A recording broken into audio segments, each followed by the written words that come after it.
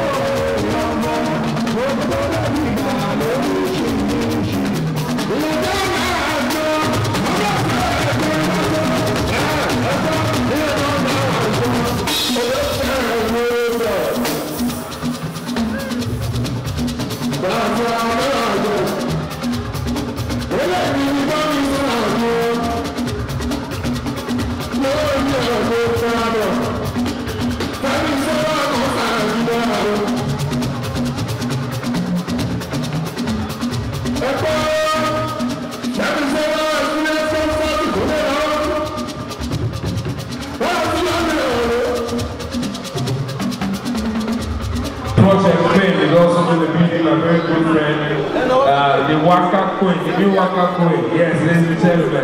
Please put your hands together for no other person but Ade. So, one round of applause. Ogajata KP Adeniyi Johnson. Onwolewa. Statistically. My guy. What's it for? See that? Me, Team Bobby. Represented by no other. But now, to my kind of ladies and gentlemen, my father, Dr. Adiola Badu. Ladies and gentlemen, one round of applause for you as I ask you to microphone. So we have a message. sorry.